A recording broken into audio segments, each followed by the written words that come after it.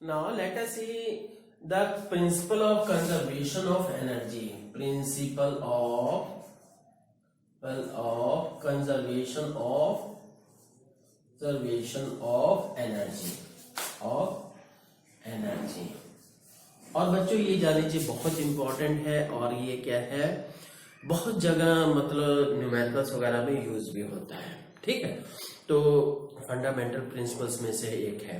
तो आप बात करते हैं कि ये what is the principle of conservation of energy क्या है। तो इसकी कई सारी स्टेटमेंट्स हैं, किसी भी तरीके से वो बता सकते हो कि फर्स्ट स्टेटमेंट क्या है कि आप कह सकते हो कि by this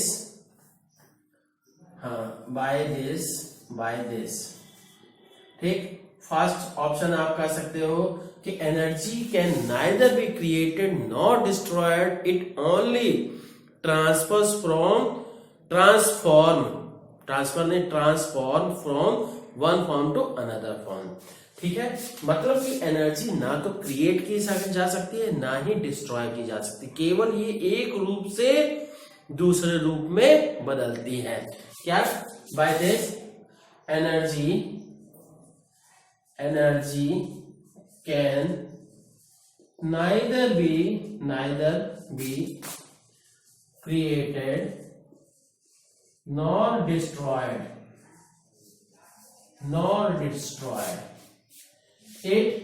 It only changes from one form to another form। ये केवल एक फॉर्म से दूसरी फॉर्म में कन्वर्ट होती है, ट्रांसफॉर्म होती है। ठीक है, एक ये स्टेटमेंट कह सकती हूं, या आप कहिए the total energy of an isolated system remains constant.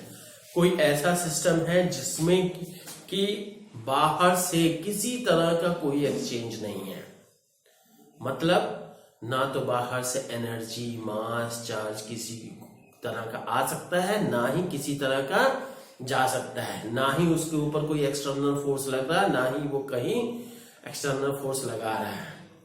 जैसे अभी हम कहें एग्जाम्पल के तौर पे, क्या बलून है, बलून में हवा हम भर रहे हैं, ठीक, तो क्या ये आइसोलेटेड सिस्टम होगा कि नहीं होगा? नहीं होगा, क्योंकि देखिए बलून का साइज तो बड़ा ना, मतलब क्या है, इसने एक्सटर्नल वर्क किया, बाहर सराउंडिंग में वर्क किया, तो इसलिए ये नहीं। आपका क्या है, गैस सिलेंडर है, गैस सिलेंडर क्या आइसोलेटेड सिस्टम कहलाएगा? सोचिए जरा, नहीं। क्यों? क्योंकि उसके अंदर जो है टेम्परेचर, हीट का एक्सचेंज होता है। ठीक है, तो ये सब आप बाद में पढ़िएगा, है ना। तो कौन सा एक्सचेंज है, कौन सा प्रोसेस है, एडियाबैटिक है, आइसोथर्मल है, एंड सो ऑन। ठीक, तो हम ये कह रहे थे कि आइसोलेटेड के लिए किसी तरह का कोई एक्सचेंज नहीं होना चाहिए, ना ही फोर्स का, ना ही मास का, ना ही एनर्जी का, एंड सो ऑन। ठीक, तो मुझे लगता है अब आप समझ गए होंगे आइसोलेटेड सिस्टम का मतलब क्या है। सो अब क्या है, और डिफिनेशन क्या है कि फॉर एन बाय दिस आगे तो यही बाय दिस होगा, total energy, by this total energy of an isolated system remains constant। ये भी है, ठीक है, आइसोलेटेड सिस्टम। अब इसके बाद एक और डिफिनेशन कह सकते हैं, क्या? हाँ, अब देखिए कि आइसोलेटेड सिस्टम हो गया। हाँ, इसके अलावा और तीसरी डिफिनेशन भी क्या है, universe can be considered as an isolated system. ठीक है, तो total energy of the universe remains constant. ठीक है, ये क्या, universe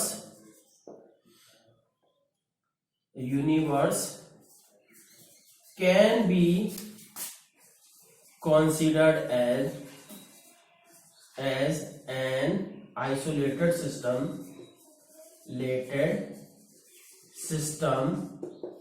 so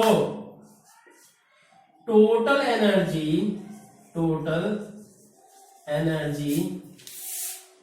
of universe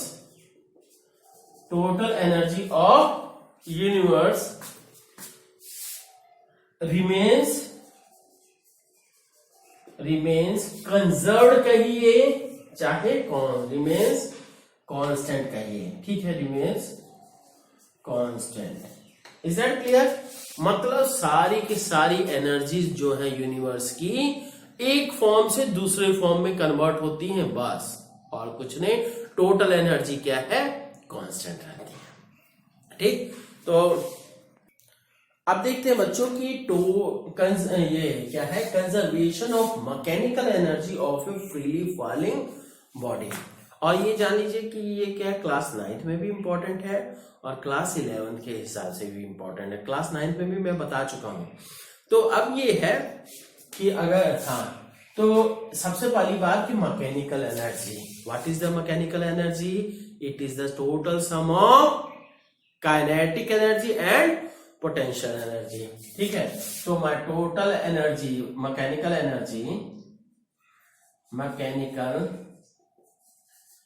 energy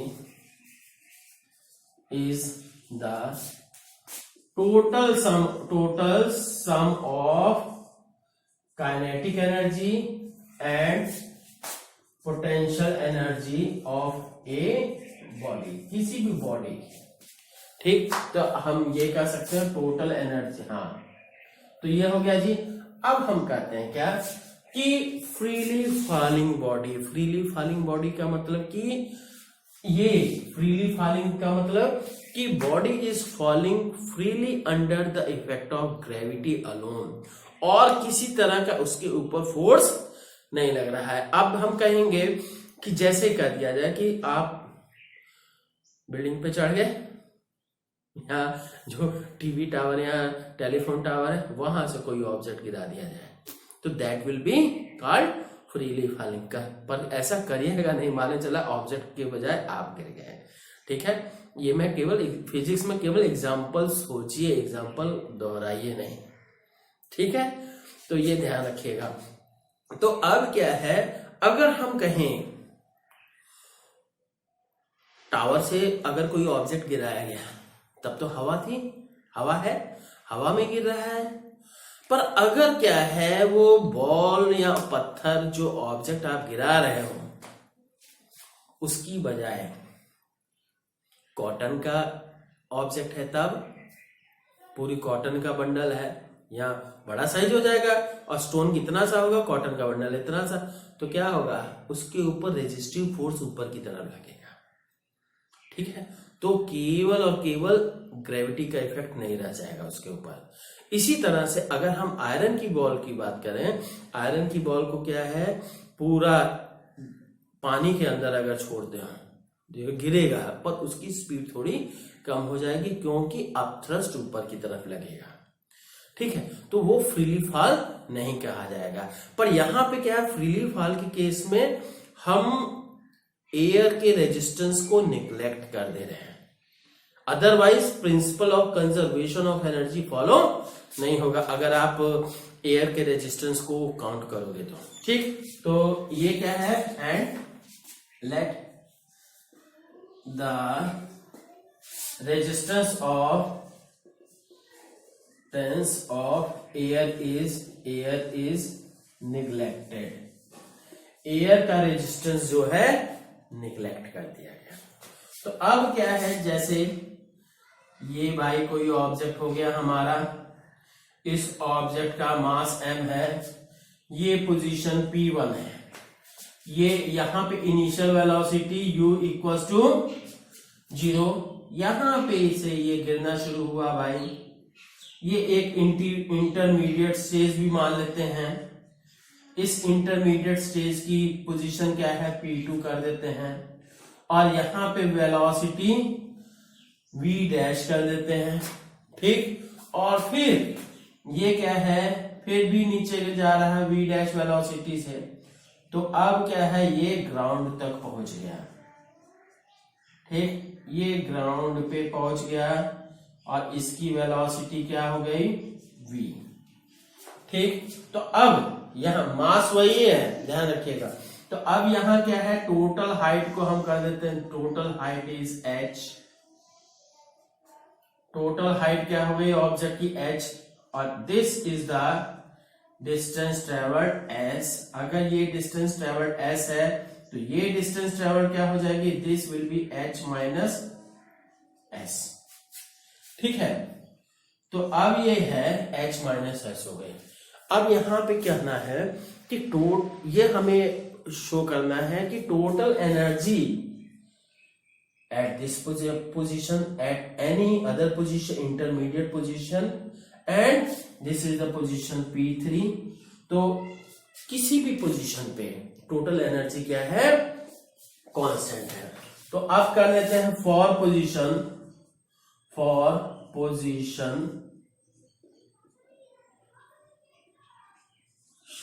P1। Position P1 के लिए क्या हो जाएगा जी, पोजीशन P1 के लिए फॉर पोजीशन P1 तो क्या हो गया जी, पोजीशन P1 के लिए यहां से हम कहेंगे टोटल, ये सबसे पहले तो आप जानते हो, हाँ थोड़ा सा, हाँ सबसे पहले तो पोजीशन P1 की बात नहीं करते नाउ, सॉरी। अब बात करते हैं कि we know total energy at any time, किसी भी टाइम पे टोटल एनर्जी क्या होगी, total energy will be equal to potential energy plus kinetic energy, potential energy plus kinetic energy for this object of the body कर लेते हैं। ठीक, तो ये हो गया जी। अब हम कर लेते हैं for position P1। Position P1 के लिए क्या हो जाएगा, potential energy will be equal to, यहां पे है तो पोटेंशियल एनर्जी mgh, और काइनेटिक एनर्जी क्या होगी जी, half m u square, u जो है initial velocity and initial velocity is 0, so that is 0, so you can say total energy at position 1 TE1 कर देते हैं, that is ये mgh plus 0 equals to mgh, this is the equation number 1। Clear. अब हम बात करते हैं क्या, फॉर पोजीशन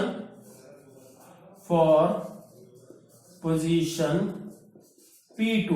पोजीशन P2 के लिए पोटेंशियल एनर्जी क्या हो जाएगी, पोटेंशियल एनर्जी बच्चों देखिए, पोटेंशियल एनर्जी क्या होगी, mg इंटू s, नहीं, टोटल एनर्जी क्या होगी, यहां से इसकी हाइट, कितनी हाइट बची है, h माइनस s, तो mg h माइनस s, और काइनेटिक एनर्जी क्या होगी, हाफ m, कौन सी वेलोसिटी है यहाँ पे, v डैश है, हाफ m v डैश का स्क्वायर।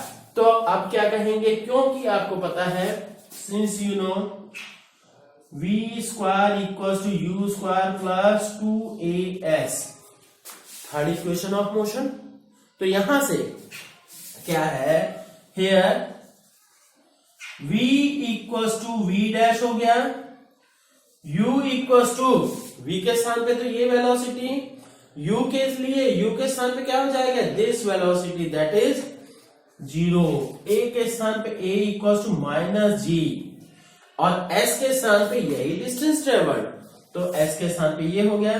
तो इसलिए हम क्या है, इससे आगे निकला, क्या हो जाएगा, v dash square equals to 2gs, ठीक है, सॉरी माइनस नहीं लगाना है ना, क्योंकि वो अलोंग नीचे की तरफ है, तो 2gs, so you can say what will be the total, and so you can say kinetic energy क्या हो जाए, so you can say kinetic energy will be equal to half into m, v dash square के स्थान पे 2GS, तो हाँ ये हो गया mgs, so total energy will be equal to mgh, sorry m potential energy के साथ पे टोटल एनर्जी एट पोजीशन 2 क्या है mg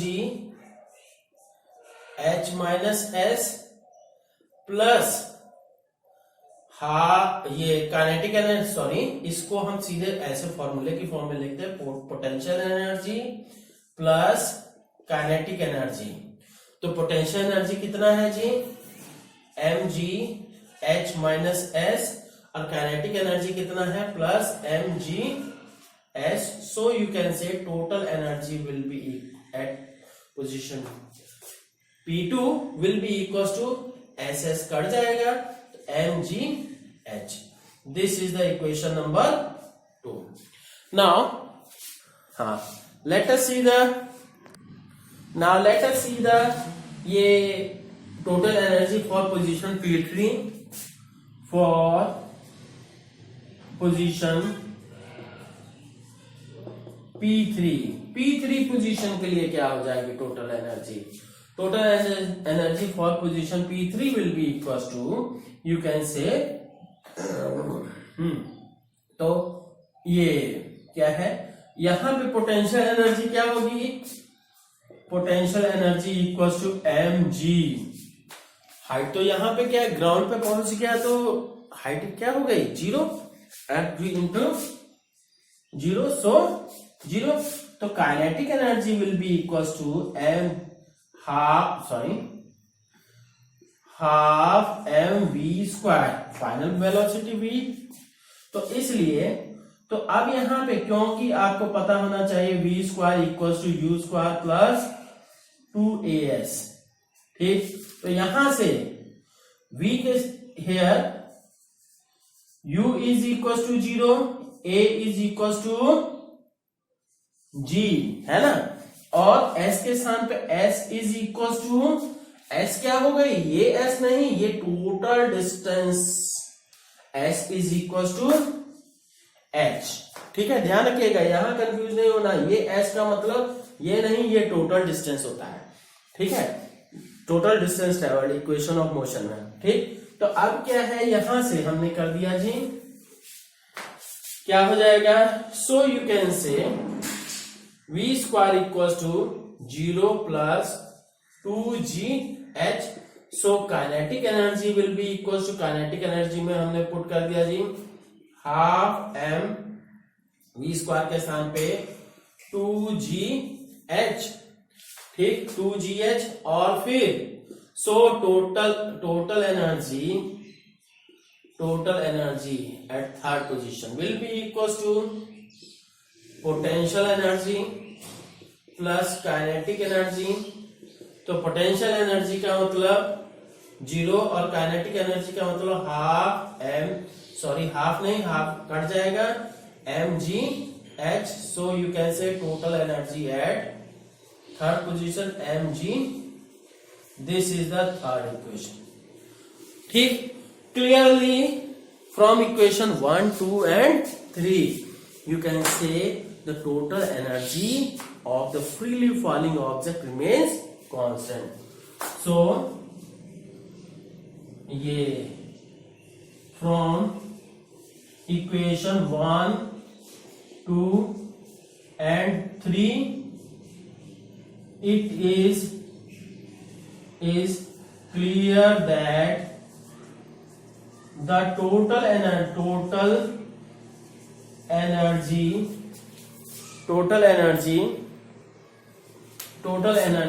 of a freely falling object remains constant, ठीक है, तो पूरी तरह से कांस्टेंट रहते हैं, ठीक है। तो अब देखते हैं जी, अब बच्चों देखते हैं ग्राफ किसके लिए, graph of potential energy and kinetic energy of a freely falling body. ठीक, तो अब क्या है आपको पता होना चाहिए टोटल एनर्जी क्या है। अभी बताए हैं कि total energy of A freely falling object becomes potential energy plus kinetic energy. ठीक, तो अब जैसे जैसे पोटेंशियल ऊपर से गिरेगा तो पोटेंशियल एनर्जी डिक्रीज की पर काइनेटिक एनर्जी इंक्रीज करती है। क्यों? क्योंकि स्पीड, जैसे काइनेटिक एनर्जी का मतलब जैसे जैसे स्पीड बढ़ेगी वैसे वैसे काइनेटिक एनर्जी बढ़ेगी। तो अब क्या है कि एस, तो यहां से कह देंगे ग्राफ क्या बनेगा, पहली चीज ये चीज तो कांस्टेंट है, तो इसका मतलब this is the energy and this one is the height. ठीक, तो अब ये हाइट हम कर लेते हैं h, तो हो गया जी। तो अब क्या है, जैसे जैसे कहें टोटल एनर्जी रिमेन्स कांस्टेंट, पहली बात। ठीक, तो टोटल एनर्जी कांस्टेंट रहती है।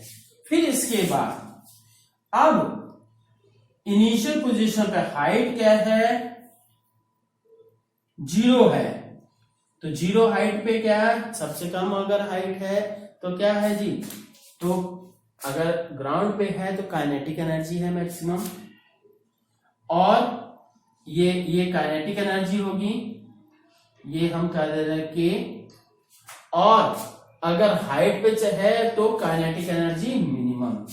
तो मतलब this will be the graph for kinetic energy. And इसी तरह से क्या है, अगर ग्राउंड पे है तो पोटेंशियल एनर्जी 0 होगी और काइनेटिक हाइट पे जाके kinetic energy, sorry kinetic energy के लिए हमें ग्राफ बता दिया। अब क्या है, इसी तरह से ग्राउंड से h इक्वल टू 0 का मतलब ग्राउंड, ठीक है, तो यहां पे ग्राउंड से हाइट पे गया तो पोटेंशियल एनर्जी इंक्रीज हुई। सॉरी ये ग्राफ बच्चों स्ट्रेट लाइन है ना, तो this is the potential energy. तो this will be the type of graph कि काइनेटिक एनर्जी हाइट के साथ साथ जैसे जैसे हाइट बढ़ेगी काइनेटिक एनर्जी डिक्रीज होगी और पोटेंशियल एनर्जी इंक्रीज होगी। This will be the graph. ठीक, और क्या है, थोड़ा सुंदर बनाने के लिए ये भी कर सकते हैं ना, तो ये भी क्लियर। तो ओके, बढ़िया से पढ़िए बच्चों। ठीक, थैंक यू।